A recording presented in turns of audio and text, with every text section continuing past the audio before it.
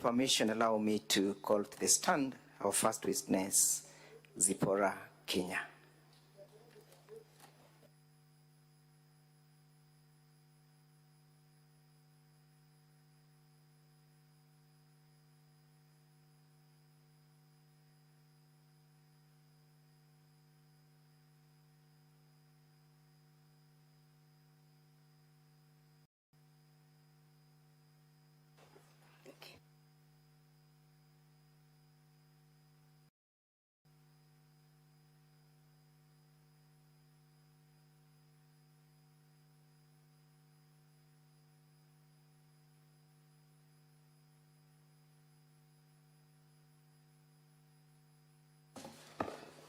Would you kindly introduce yourself to the House?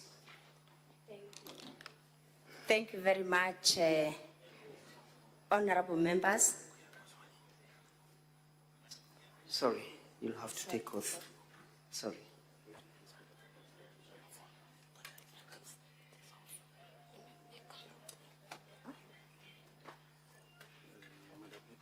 Yes. Which faith do you ascribe to?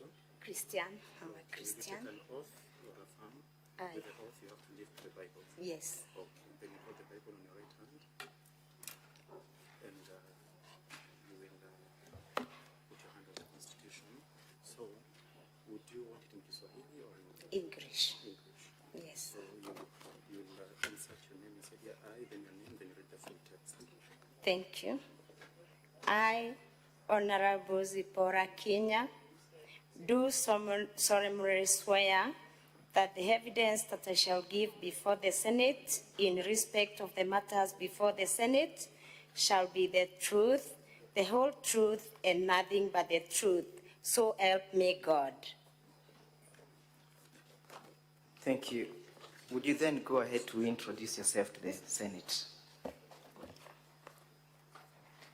Thank you very much. Honorable members, I am Zipporah Kenya, a member of the County Assembly of Meru, specially elected by the UDA party.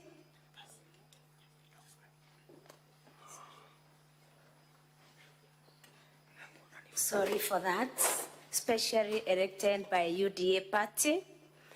I am the deputy leader of the majority party, and I also represent the 817 women and girls of Meru County in the assembly. Thank you. In respect to this motion, what was your role? Honorable members, my role in this motion is that I am the mover. I moved this motion in the County Assembly of Meru. I drafted this motion, honorable members, and I felt that there was need to remove the governor of Meru County, Honorable Kawira Mwangaza, from office through impeachment. In the processes and in your decision to move this motion, were you actuated by malice, ill will, vendetta, or any other motivation as against the governor? Honorable members, in an attempt to move this motion, I have championed for good governance in Meru County since I joined the County Assembly. I have championed for accountability in Meru County since I joined the County Assembly, and also respect for rule of law. I was guided, honorable members, by the need for the people of Meru to get services and to get the right services, and that's the reason why I moved this motion in the County Assembly of Meru. That statement you have just made before the House, is it the general perception and view of the entire House, or that is a view of Zipporah Kenya? Once I introduced this motion to the members of the County Assembly, honorable members, my motion was supported by 49 members of the County Assembly out of the 69 members as per the law. And I believe the members agreed with me that there is need to move this motion in the County Assembly of Meru, honorable members. Was there any type of inducement from any other quarters that perhaps may have triggered you to move this motion? Absolutely none. Just before we broke for lunch, there was a video that was played before the Senate. We asked that the same be played so we can comment on it. But before the video was played, was there public participation that was carried out? Yes, honorable members. After I read a notice of motion on that 1st of July, last month, honorable members, there was a public participation that was done on 5th of August in the 45 wards of Meru County. And the public participation was very successful, honorable members, and it was both qualitative and quantitative. When you speak about qualitative and quantitative, what do you mean? The public participation, the public participation was successful, and it was qualitative because the residents of Meru County were given an opportunity to give their views both through written memorandums. They gave their views through attending the public participation in the gazetted venues, honorable members. And again, they were also given an opportunity even to send their views through electronic media, honorable members. In the analysis of the public participation, in terms of percentage, how many were in support of the impeachment and how many were sorry, Counsel for the County Assembly. Honorable members, kindly be seated and be silent. The County Assembly is presenting its case. Let's hear the witness in total silence. Proceed, Counsel. I put a question to you, whether you did an analysis of how many members of the public were in support of the impeachment and how many were against the same. Thank you. Honorable Speaker and honorable members, about 85% of the public participants presented oral and written memorandums in support of the motion to impeach the governor. That means 15% of the participants are the ones who opposed the motion to impeach the governor of Meru. Is that evidence before the Senate? And if yes, kindly let us the same. The evidence is here before the Senate, and it is in our documents, volume 5, public participation documents, volume 5. That's the big volume, yes? Yes. Kindly point out the page. Page 14. Page 14.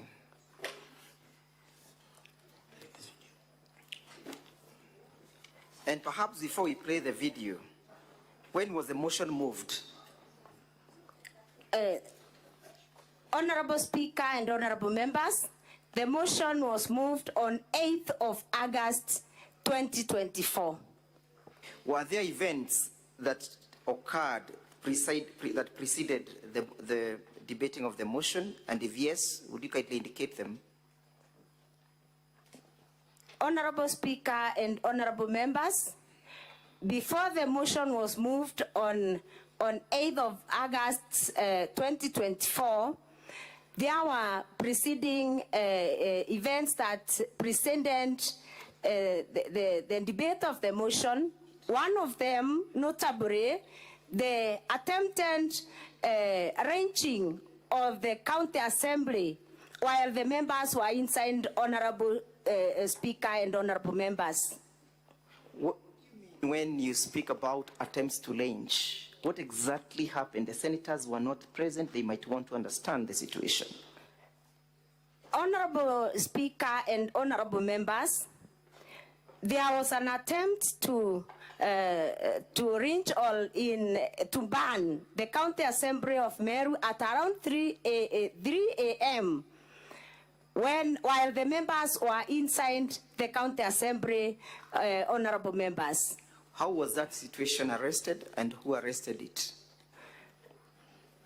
Honorable Speaker and honorable members, that situation was arrested by mainly our sergeants, and also because there was a lot of security personnel that was deployed during the night and even the previous night around the assembly. The security personnel also assisted much in putting out the fire. Said that then the fire was lit? Is that what you're saying? Yes, the fire was lit. Actually, it was a petrol bomb. It was a petrol bomb that was thrown on the roof of the County Assembly from the Meru Courts. It was the Meru Courts borders the County Assembly, and somebody climbing through the roof of the Meru Courts drew a petrol bomb on the assembly. And actually, honorable Speaker and honorable members, I was inside. I was unable even to wear my shoes to run out. I ran out barefoot. Wow. That night because the roof started burning and we couldn't see the fire. We couldn't see the fire from inside. Okay, that's okay. What were you doing at the County Assembly at 3 a.m.? Honorable Speaker and members, we were in the County Assembly because of security reasons. We were in the County Assembly at that time because of security reasons. There were so many threats. There were so many threats on our lives, Honorable Speaker. And I would want even to report to this House that even my house, my own home was attempted. There was some fire that was thrown in my own house. So we were in very serious fear that we would not get to the assembly. And even there are some people who are threatened that they would block all the roads such that we don't get to the assembly. Thank you. So do you have evidence of such kind of threats before this assembly? And if yes, would you wish us to play it? The threats were given by some members of the public, and I believe we have some videos. We have some videos that can show that, including a video of attempted arsonists in my home. So we play video 9, and as we prepare to play video 9 in the assembly bundles, whom do you attribute, or why were those threats? Where were they coming from? In summary, In summary, the threats were coming from the supporters of the governor of Meru County. Let's play video 9.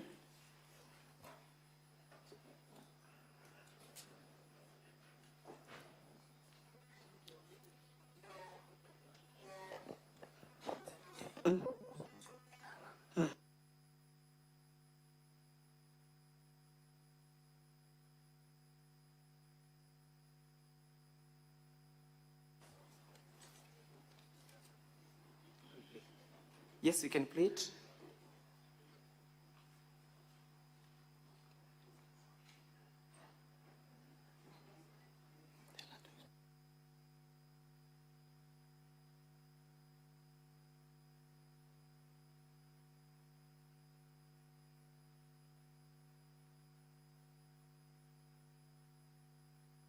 So you can explain to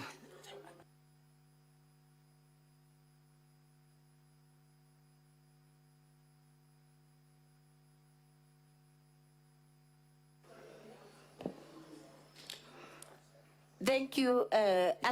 Wait. Okay.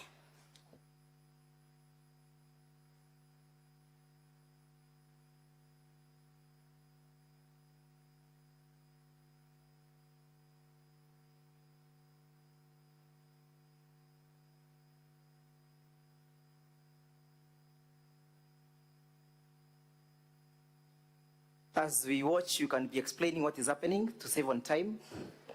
Briefly. What is happening there is somebody has just come and poured some petrol across the fence from the neighbor, and then the person drew fire through the neighbor, and then the watchman who was awake realizes that there is some fire. He tells me if he had something was thrown there, and then he had some noise. He goes to check, and that is when he finds fire. And it is the watchman now who has gone to call the other workers, and they are coming to put off the fire. Where was that fire, briefly? It was. It is just next to the cow shed. Whose cow shed? My cow shed. Is that then your compound? It is my compound. Was that done during the subsistence of the motion or before the motion? On the eve. On the eve of the motion? Yes. That's why, therefore, you're saying that you feared for your lives? I would want to clarify to this Senate, Honorable Speaker, I would want to clarify to this Senate that I untabled another motion before this one, and a motion that was stopped by the court.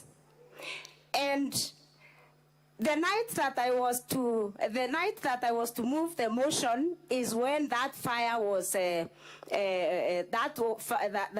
attempt was made. So in the next motion that I tabled,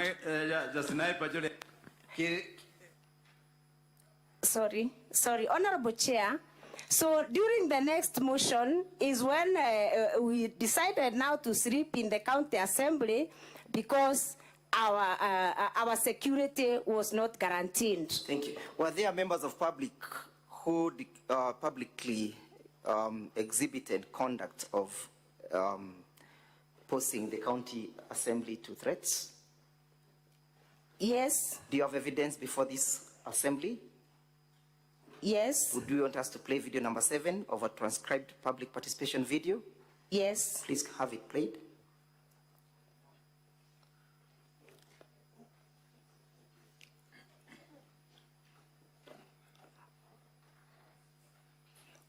Video 7 of the County Assembly transcribed public participation. No, not that one.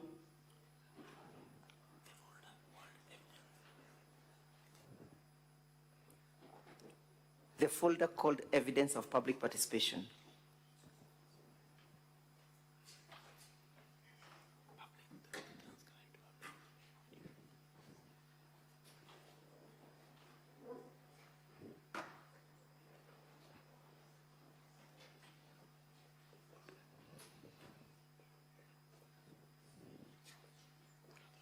Yes, that one.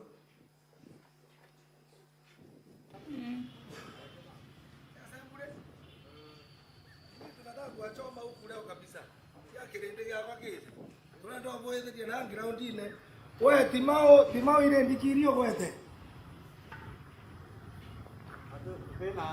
ya motomere babu ebana ni geni ne keburu ototo to kuwa narua ni kuchoma ndana pakatia kwachi ore siye bende kererie ile gojereta maoni jai gote maoni to kwenda ko guru kabisa hakuna maoni tunataka huku na hivi Would you explain? Sorry. Would you explain to the Senate who that is and what was happening and when it was happening? That is an employee of the county government of Meru, working in the office of the governor, and he is threatening the members of the public not to participate in the public participation, and he is saying the whole of Boris sub-county, there will be no public participation because they don't want any public participation carried out by the County Assembly of Meru. And he is threatening that they are going to to kuchoma. Kuchoma in Kiswahili, I believe everybody, honorable speaker and every honorable members understand.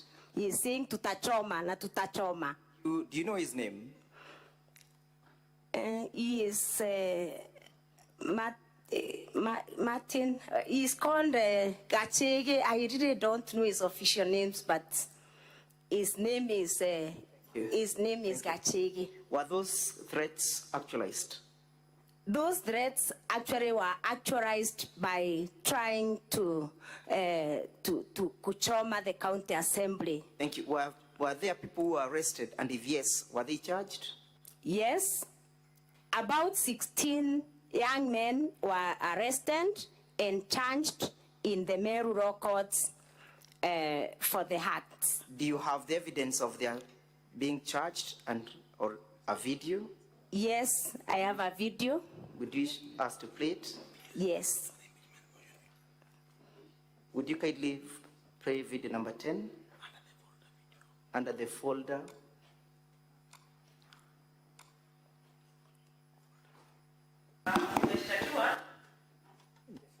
In support of the impeachment motion. And as we await the video, do you have any charge sheet before this assembly? Yes. Would you lead us to where the evidence is found?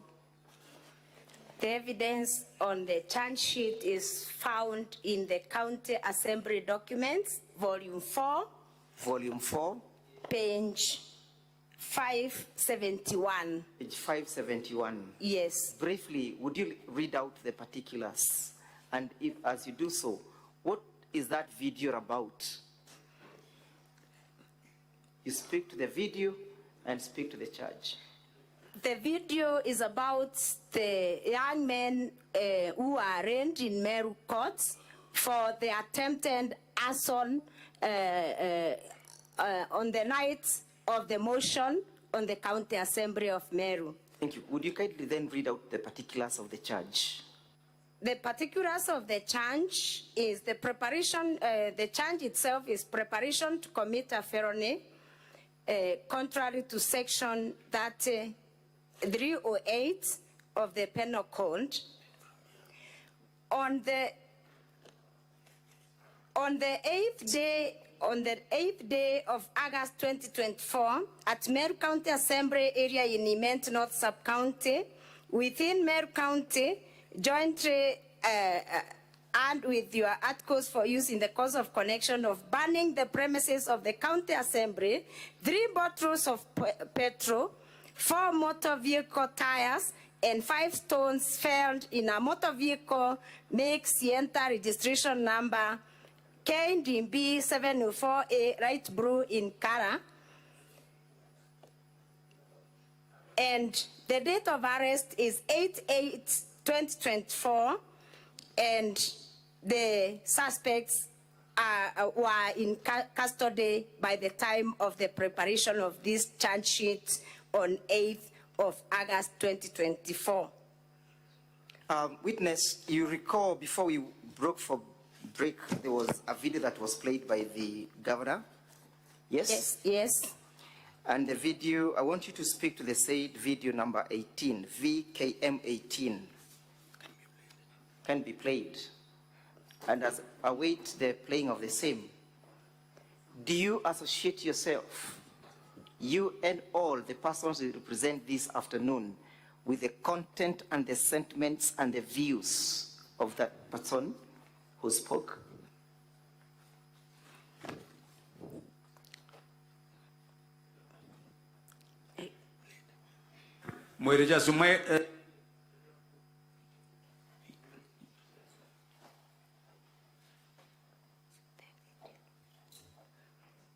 The one that was played just before we broke.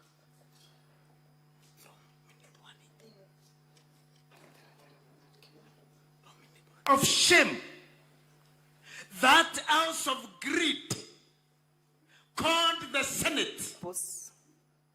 Who is that speaking?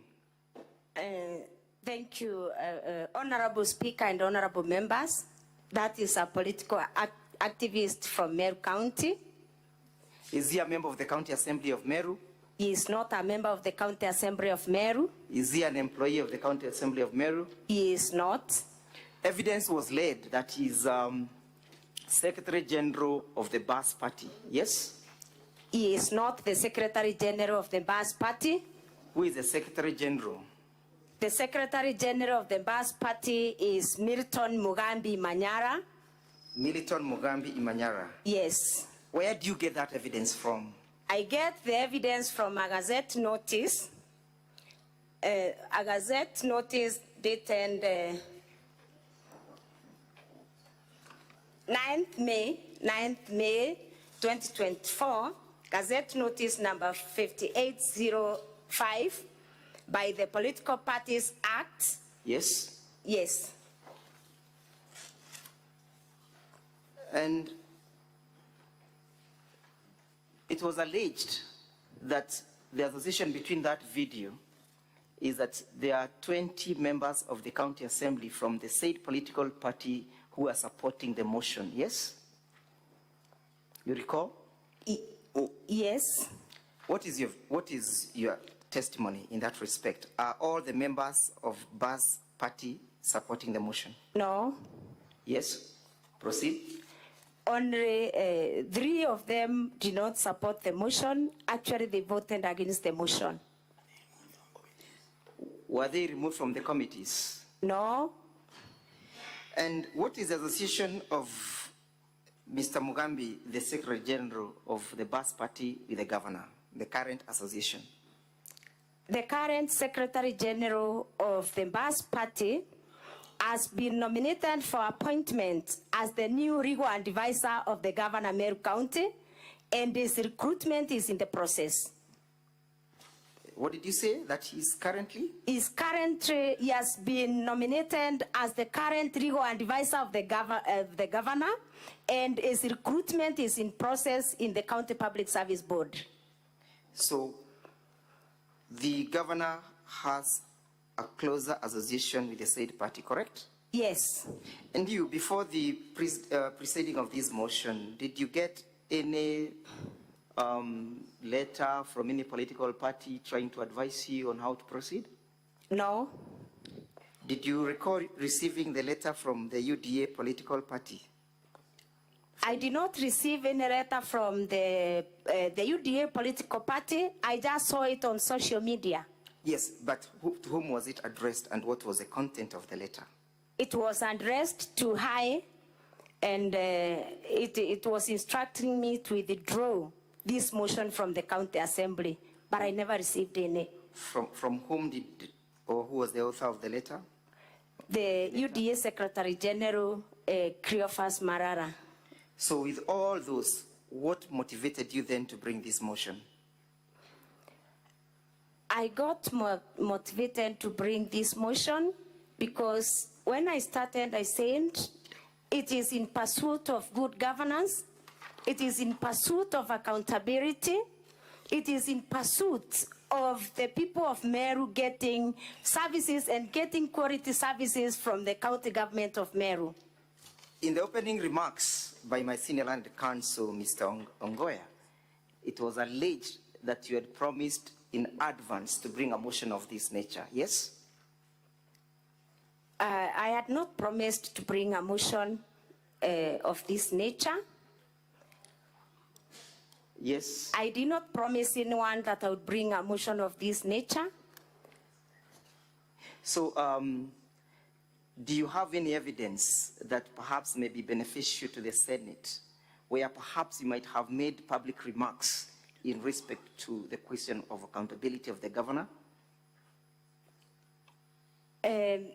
Honorable Speaker and honorable members, there is a video that has been circulated since I moved this motion in the County Assembly. It has been circulated in Baita TV several times, and I am very sure that that video is an abstract of what I said. I have a full video of what I talked about during that media Do you interview. wish us to have the same played Yes, I would wish that the video I would wish the extract is played. Then my video is played to ascertain that the extract was meant to mislead the people of Meru, mislead the people of Kenya, and also to mislead this house. Thank you. Would you kindly then have video number 1, VKM 1, in the governor's folder played?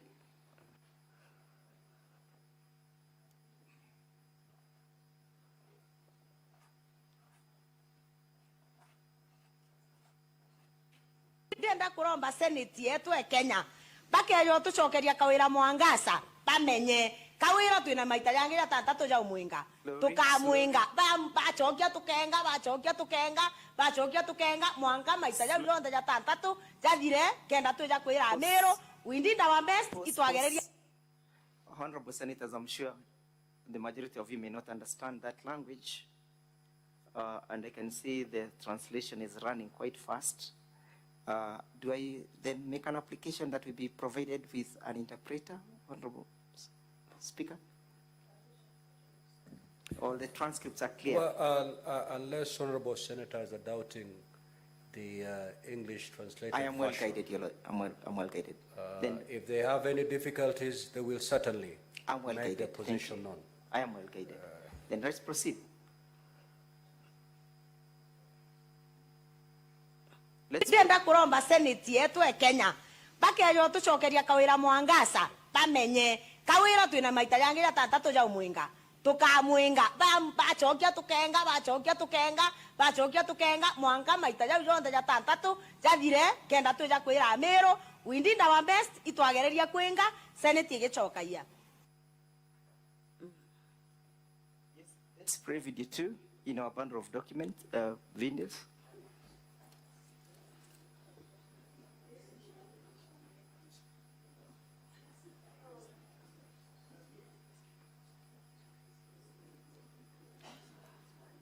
But as we play, what was the context of that video? Thank you, Honorable Speaker and Honorable Senators. That video is just a small extract of the media interview that I done that day. And fortunately or unfortunately, I done that media interview when another impeachment was being considered in this house. And it happened that, Honorable Speaker and Honorable Members, that in a range where I lastly taught as a teacher, there was a problem.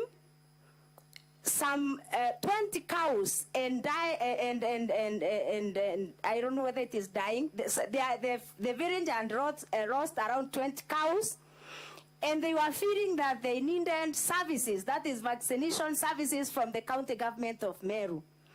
And those are the issues, Honorable Speaker and Honorable Senators, that made me to do that media interview, asking the county government of Meru to give the people of Meru services and quality services. When was this? That was around the time that the other impeachment was was in this house. There was an outbreak of a disease in that area. Do you have the full text of that video? Yes. Would you wish to have it played? I would wish to have it played. In our bundle of document, video number 2, the county assembly. Now, Council, before you play that video, we have one of our senators, Senator Crystal Asige, who is visually impaired, and she may not be able to see the English rendered translation. In this case, we may need a translator who will be able to translate and explain by word so that the Honorable Senator can be comfortable with the translation.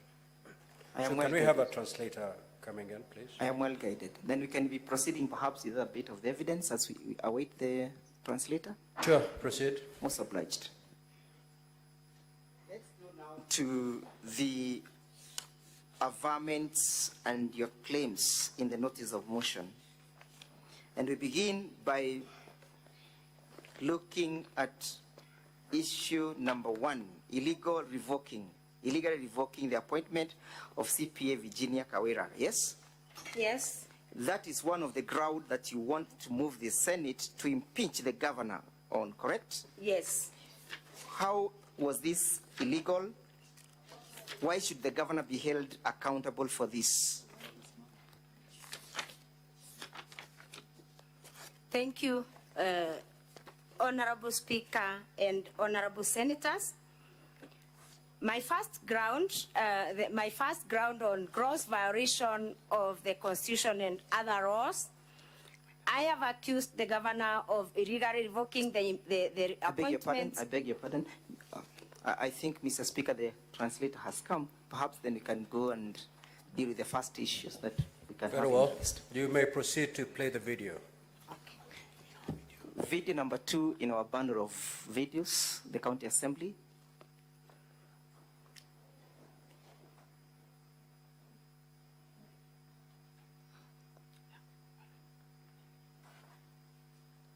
That is a video in support of the impeachment motion. Not that one. Not that one.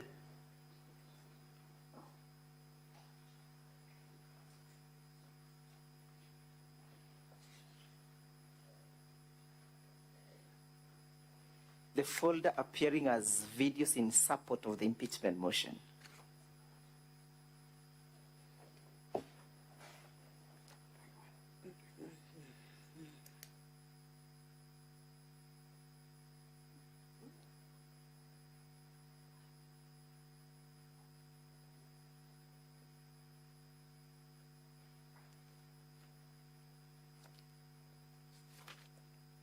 Na approximately chikwete ngombe 20 anyoko ngombe okwe ngombe kama 20 liters ngiri magana jeri lafure milioni nya ire chanto bor ko chumbe te kura ni migambo ya mwenda mukindi ura ne mukarirido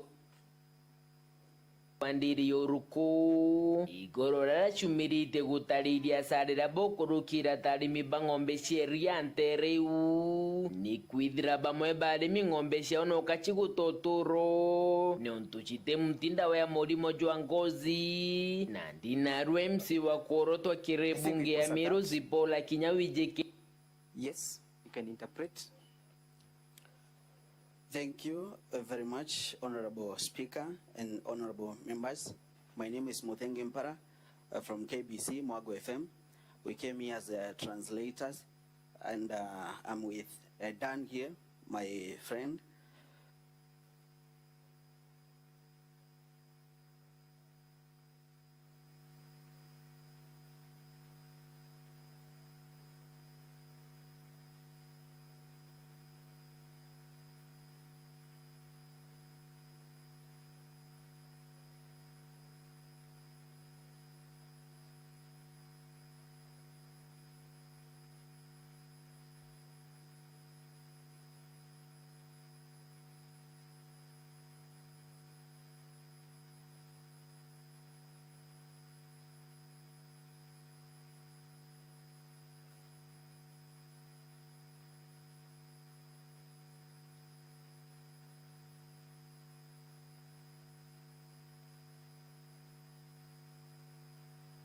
ngombe ichikwete na approximately chikwete ngombe 20 anyoko ngombe okwe ngombe kama 20 liters ngiri magana jeri lafure milioni nya ire chanto bor ko chumbe te kura ni migambo ya mwenda mukindi ura ne mukarirido wandiri yoruko igorora chumirite gutariria sarira bokurukira tari mibangombe sheria ntereu ni kwidra bamwe bari mingombe shaono kachigutotoro ne ontuchite mtinda wa morimo jwa ngozi na ndina rwemsi wa koroto kirebunge ya Meru zipola kinyawijeke tazedikei na umirite kwarira kiuntu gike akiona ni akemene rio tongeria bwangabana Kawira Mwangaza bole akuane bodho gukere uritingoge gavana riria agwikira budget ekweja na ng'ombe akaeja mtu mwe ng'ombe mwe gi sub county agachoka akorirwa igutethia antu bara bai na ng'ombe igakua ng'ombe ikwite ng'ombe 20 na ntiraigwa ng'ombe kinye mwe ikitwe ndene yo area yoruko ndenda kuga thirikari ikiye tumitukuga thirikari witibwa nombi na ikie tumitukwira wananchi ba Meru na antu ba Kenya in general Kawira Mwangaza na aremi ngugi no ntu tiumba kuikira budget ya kuraira mtu mwenyo ng'ombe ndene ya sub county ka Ntura ucoka urekeria ng'ombe 20 cia baraba inacio batikwenda kuewa ikwa utikweja na services cha extension Korokize ndike inaugite kirirwangi ruro ni mibwandithia Gavana Mwangaza aditire alitinguge barabara kwa bisine aleta bangi babero barabate na kadhalika kulita ngugi Kawira Mwangaza gutonyo bisine aritire director uria we ngugi ya kumenyera ngugi ugwitwa David Mugambi a PhD holder amurito ofisi neu amuikia Kaguru Mugambi utengugi arita Kaguru no tutengugire Kaguru ajukia muthaka utiqualified na grapevine na oni kuga ikase ni omurega baichu amunenkera ngugi ya director livestock na veterinary services ngugi ire anene bakumba kurita ndene ofisi eu ikurita mbeca bakiuga bakuthithia mantu no tujo bathithithie Moses Bayeno urane mukarigitwa. The report continues to say that according to the mover of the motion, she is saying that Kawira Mwangaza has failed the community of Meru now that she is not providing the extension services to the community. That's why the cows are dying. She says even buying cows to the people around in the villages, it doesn't make sense because she cannot go ahead and vaccinate the ones that are dying. So it doesn't make any sense, according to her. Yeah. There was an issue about the doctors. Yeah. And veterinaries and the PG. She also answered that. Yes, what is your issue, Senator Lasige?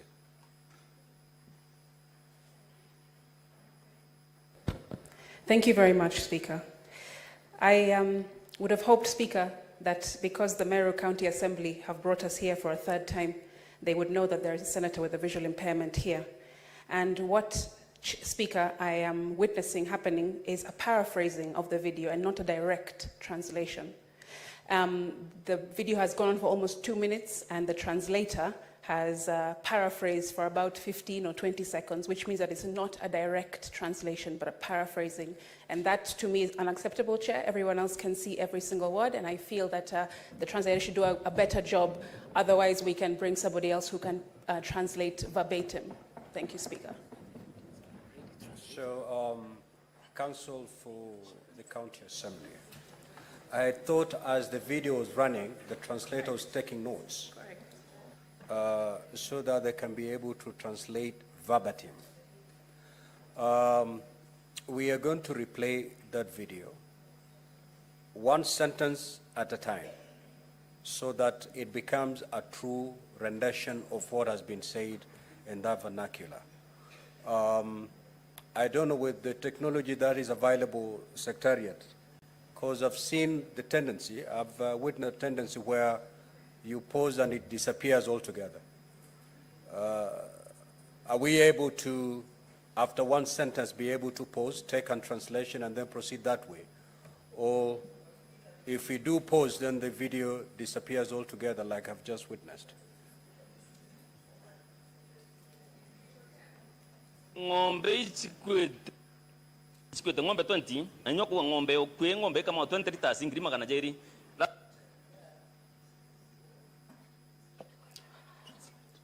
The translation for that,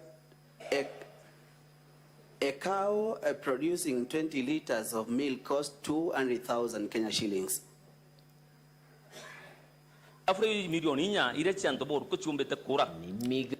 Which translates closely to 4 million that Meru farmers are losing. Gambo ya mwenda mukindi urane mukariri wandiri yoruko. Those ones are from chairman of Oruko Dairy, who has explained the laws that the dairy farmers have incurred and also and the grievances. Igoro rachumirite gutariria sarira bokorokira tarimi bang'ombe cieriante reu ni kwithira bamwe barimi. Those grievances are from the farmers, because many of the farmers there who are dairy farmers are going through a lot of loss.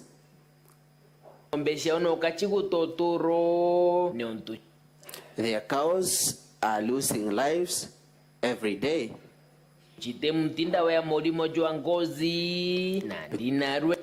Because there is no vaccination for skin.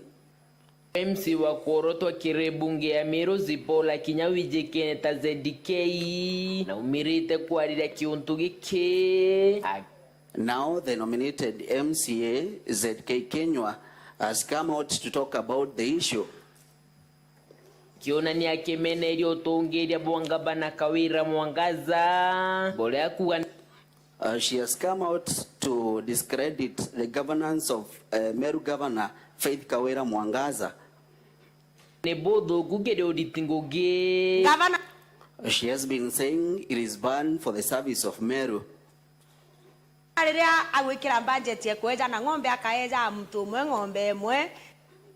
When the governor is giving the services to the community, giving one person, one cow, sub-county, agachoka akorerwa igutethia antu bara baina ng'ombe.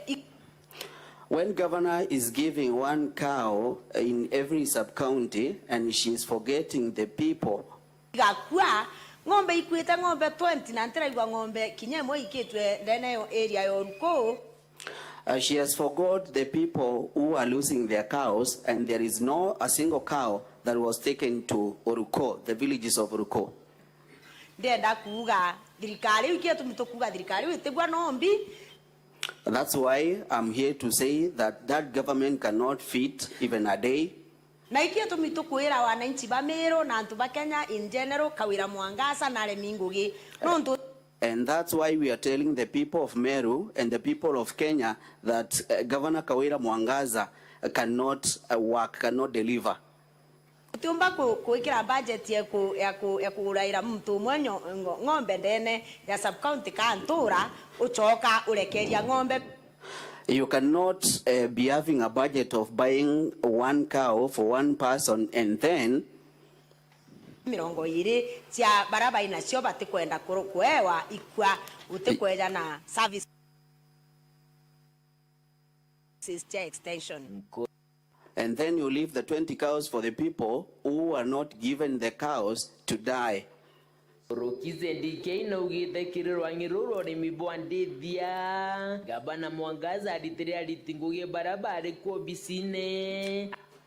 ZDK continues to say that in this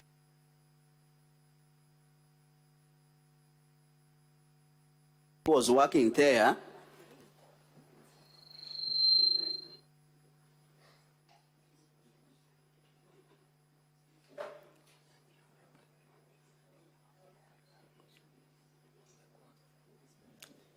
Keep playing the video.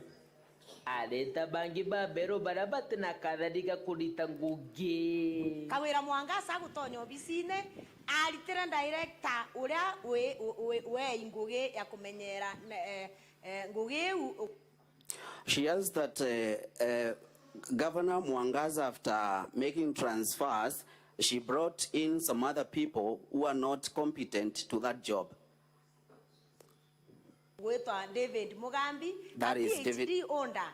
That she transferred David Mugambi, who was a PhD holder. Amulito ofisi neu, amuikia Kaguru, Mugambi utengu alita Kaguru no tutengu giri Kaguru. The personnel was transferred from that ministry and taken to Kaguru. Mugambi doesn't work anymore.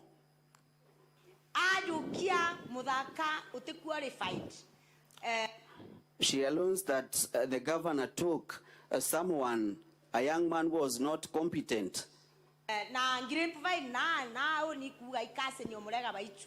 Their story is talking about saying that that person who was brought in is related to Murega Baichu.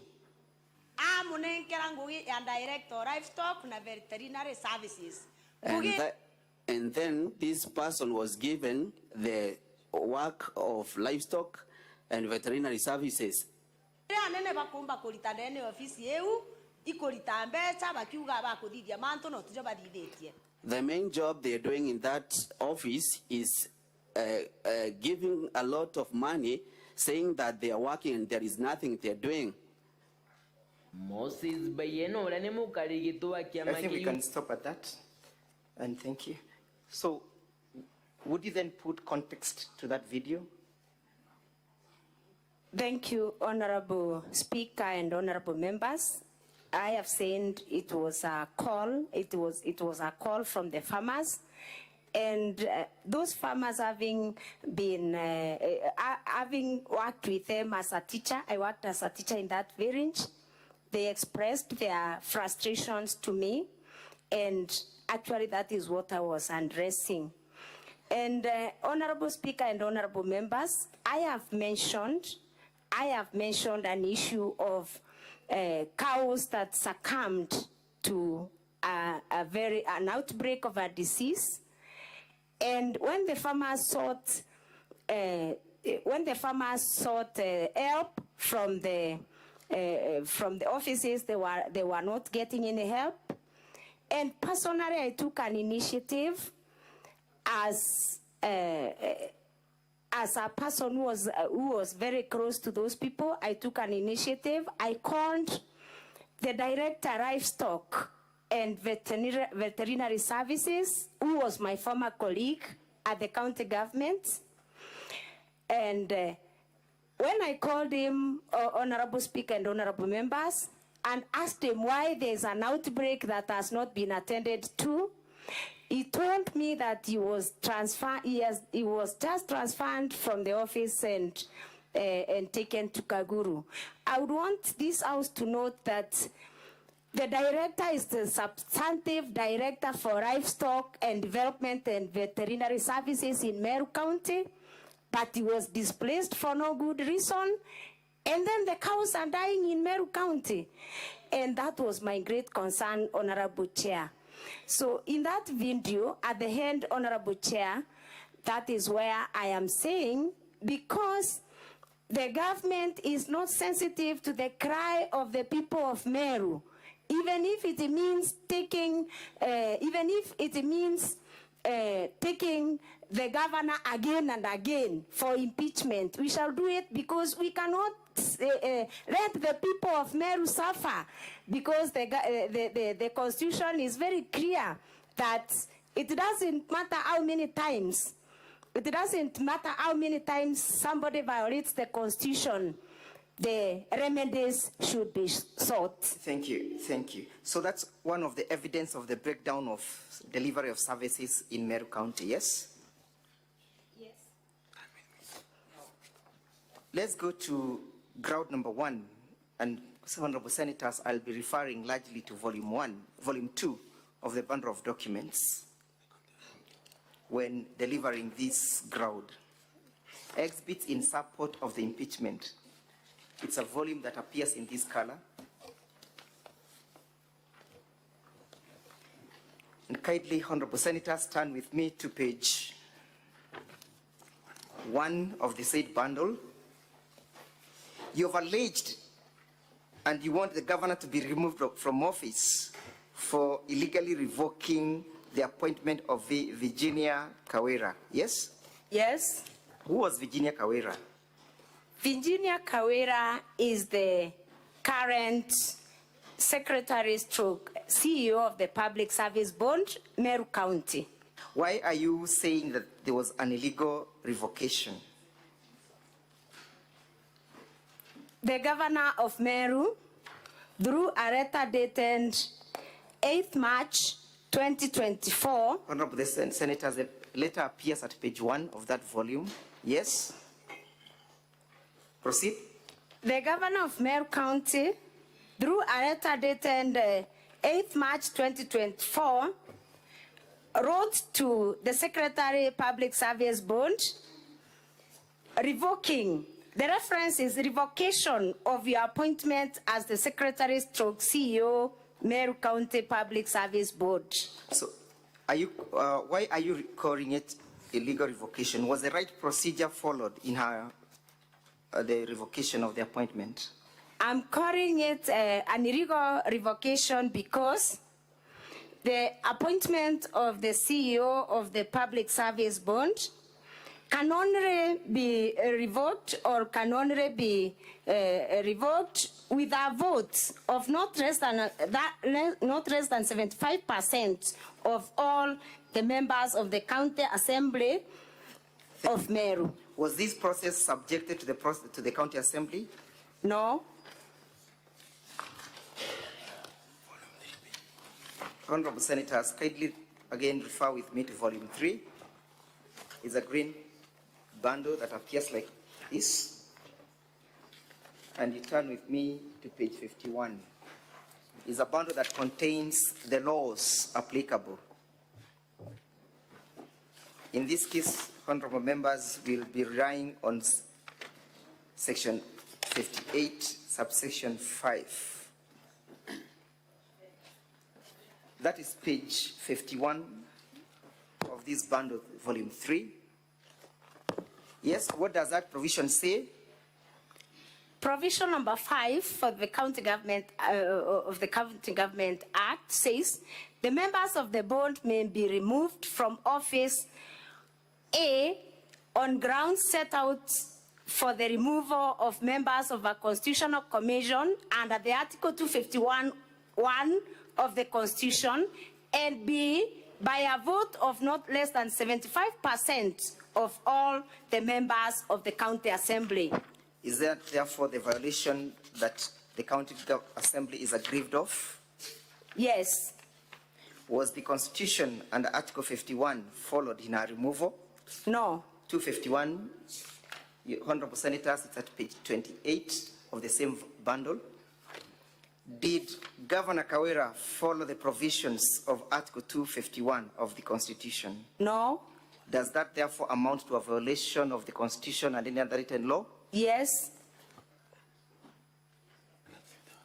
Were the grounds under Article 51 met? No, they were not met. You have seen the governor's evidence and response indicating that she revoked her pursuant to an advisory by her legal advisor, yes? Yes. Does an advisory by a legal advisor supersede the provisions of the law? No. You have made an application before this Senate this morning to summon the said legal advisor, yes? Yes. Is it your testimony that the documents that we raised in the morning amounts to a forgery? Yes. Have you called a witness to testify to that effect through the summoning by the Senate? Yes.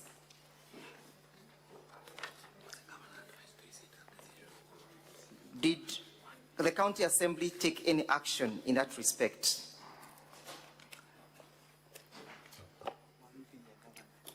The County Assembly has taken the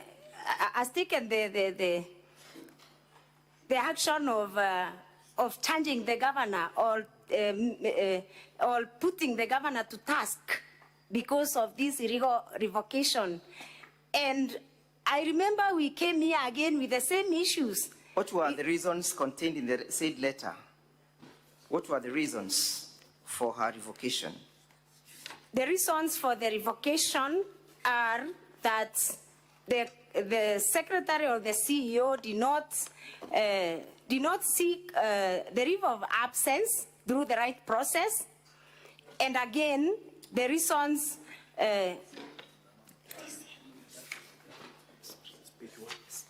yes, you're referring to page 1 of the said volume? On page 1, sorry, Honorable Chair and Honorable Members, I'm sorry for that mishap, but I am noting that the reason for the governor revoking this appointment is found on page 1 of volume 2. In summary, please. In summary, it is said that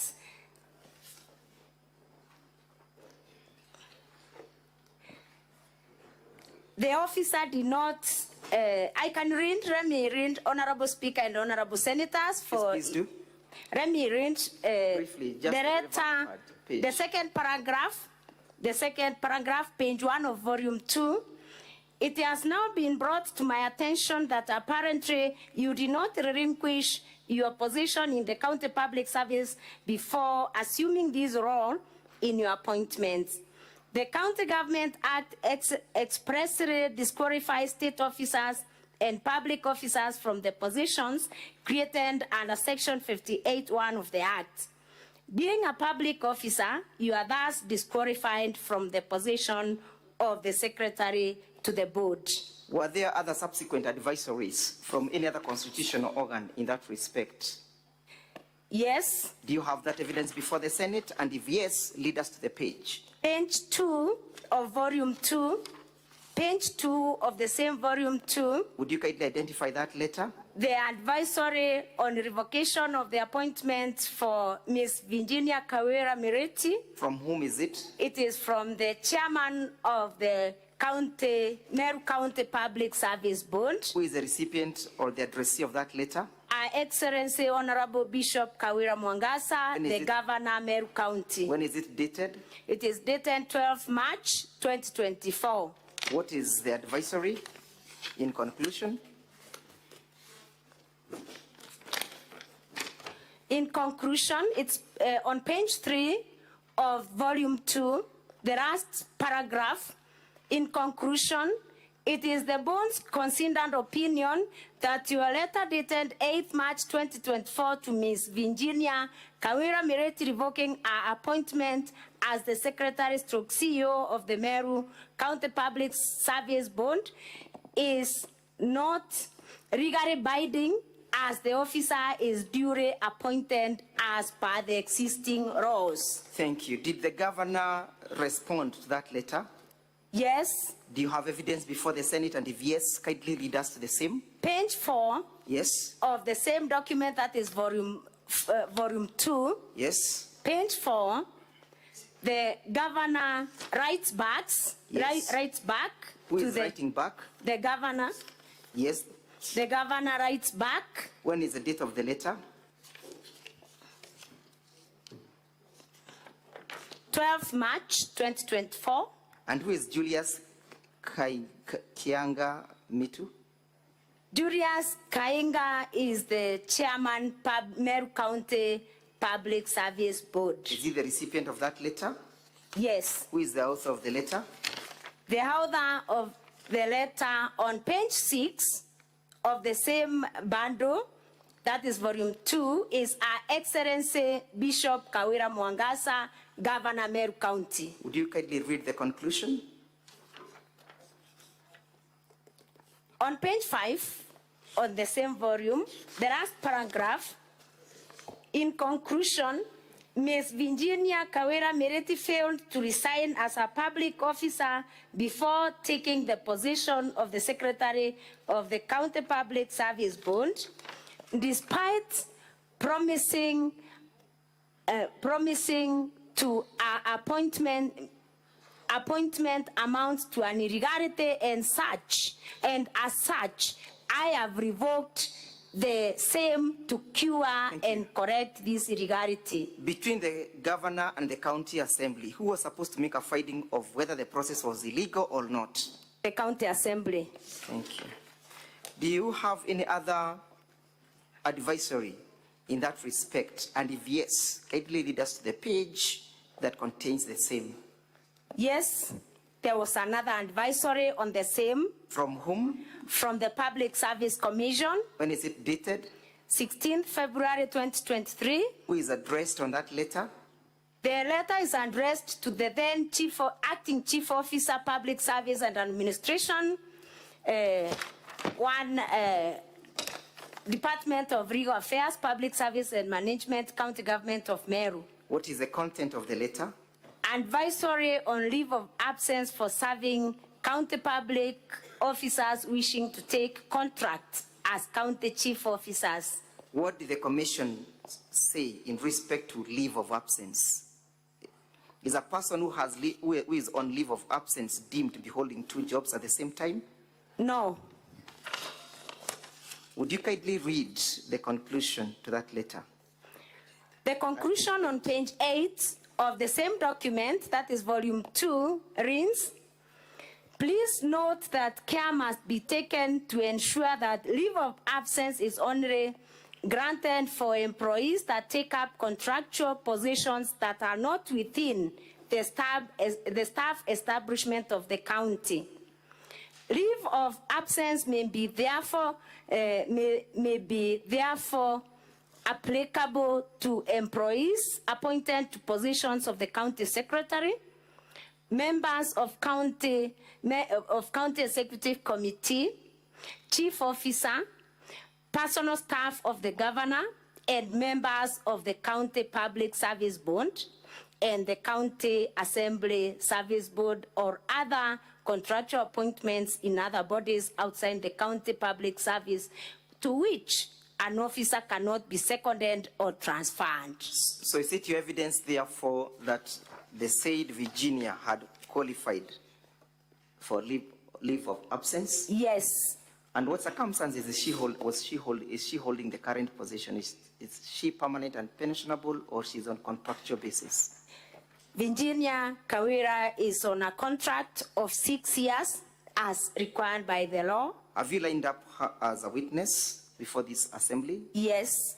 And did the governor, you have evidence that the governor never heeded to that advice, yes? Yes. What did she do therein after? The aggrieved person, that is Virginia Kawira Mwangaza, went to court. Yes. And she is in the office courtesy of a court order. Do you have that evidence before the assembly? And if yes, it is on page 9. Is that a copy of the court order? Yes. And you have the court pleadings before the Senate to prove your case?